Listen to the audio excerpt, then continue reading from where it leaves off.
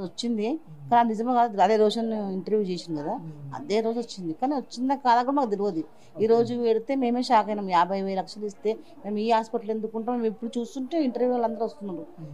నిజమే కాదు, నిజమే కాదు. అదే మేము అనుకుంటున్నాం కాదు కాదు అని అప్పుడే వచ్చేది అందరూ. అది ఫేక్ న్యూస్, ఇది అసలు కాదే కాదు. అట్లా 50 లక్షలు ఇస్తే మేము ఈడ ఎందుకుంటాము, హాస్పిటల్ పోతాం కదా ఆపరేషన్ చేయడానికి.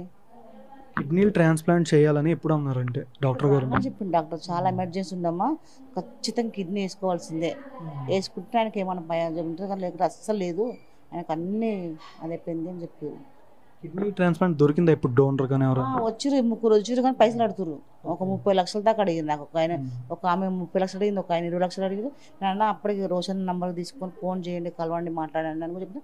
సరే ఎవరైతే మాకు ఇస్తారో వాళ్ళని మీకు పరిచయం చేపిస్తామని నేను కూడా చెప్పిన. ఇప్పుడు మీరు అమౌంట్ ఇస్తే మేము వస్తామని వచ్చేటోళ్ళు కూడా ఉన్నారు. డాక్టర్ ఏమో ఇప్పుడు రోజున వచ్చేప్పుడేమో ఆపరేషన్ కంపల్సరీ చేపిస్తామని అనరా. ఇప్పుడు వాళ్ళు ఇస్తానటోళ్ళు లేదు, మీ కొడుకులు పిల్లలు ఇవ్వాలి అని ఆయన అంట డాక్టర్.